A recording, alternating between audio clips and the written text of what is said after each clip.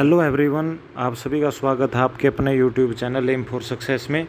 आज हम आपके लिए लेकर आए हैं जो government of India ministry of railway है, जो 2-3 दिन से अखबार में न्यूज़ आ रही थी कि रेलवे की कोई भी भर्ती को लेकर कोई भी प्रोसेस नहीं, जो 2019 में भरे गए थे फॉर्म, तो जैसे ही कोरोना फैला तो वो दोबारा से भरने बंद हो गए थे। जो एग्ज़ाम चले हुए थे एनटीपीसी का और ग्रुप डी के जो एग्ज़ाम होने थे 2-3 साल से जो अटके पड़े हैं, तो उसी के बारे में बार बार न्यूज़ों में खबर आ रही थी। तो उसी के रिगार्डिंग रेलवे ने एक नोटिफिकेशन जारी किया है प्रॉपरली, तो आप तैयार हो जाएं। रेलवे ग्रुप डी और एनटीपीसी के रिगार्डिंग ही ये नोटिफिकेशन है, तो इसके बारे में हम डिटेल में बात करेंगे। शुरू करने से पहले अगर आपने हमारे चैनल को सब्सक्राइब नहीं किया तो सब्सक्राइब कर लीजिएगा, ऐसी ही मोर एग्ज़ाम से रिलेटेड नोटिफिकेशन की जानकारी पाने के लिए।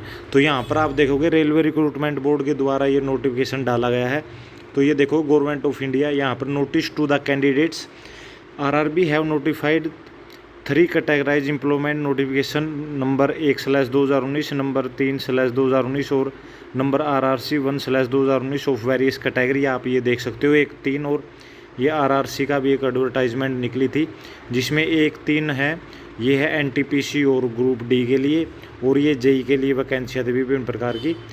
यहाँ पर सेकंड पैरा में देखोगे आप, the recruitment processed has commenced from December 2020 after easing the restriction impose on account of कोविड-19 and is being held in phases. तो जैसे ही कोरोना काल कम हुआ था तो दिसंबर 2020 के बाद आपको तो पता होगा कि एनटीपीसी के फेज़ वाइज एग्ज़ाम चल रहे थे। फेज़ 5 तक एग्ज़ाम कंप्लीट हो चुके थे, आगे भी 1-2 फेज़ रहती थी, वो भी धीरे धीरे कंप्लीट होनी थी। लेकिन जैसे ही कोरोना बढ़ा तो विभिन्न स्टेटों में जैसे रिस्ट्रिक्शन लागू हुई तो रेलवे ने एग्ज़ाम रोक दिए थे। तो उसके बारे में आगे रेलवे क्या कहता है, फर्दर शेड्यूलिंग ऑफ CBT जो आगे होना है has been held because of various restriction impose by the affective state due to the spread of कोविड-19 पैंडमिक वंस अगेन।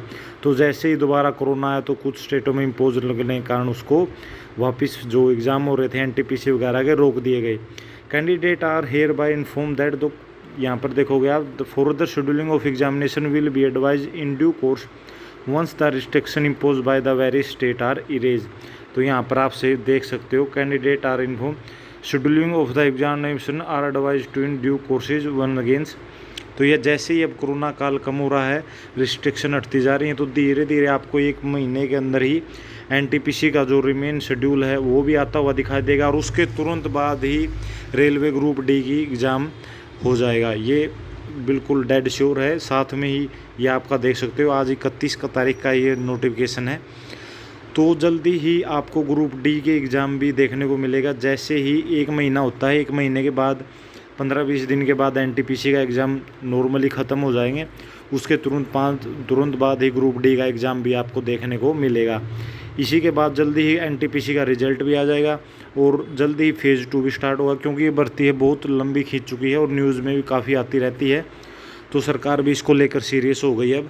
तो जल्दी ही आपको इसके रिगार्डिंग नोटिफिकेशन मिलेगा जैसे ही फेज़ स्टार्ट होता है, जैसे ही कोरोना थोड़ा और डाउन होता है, क्योंकि धीरे धीरे नॉर्मल सिचुएशन होती जा रही है। तो आप अपनी तैयारी में जुट जाएं।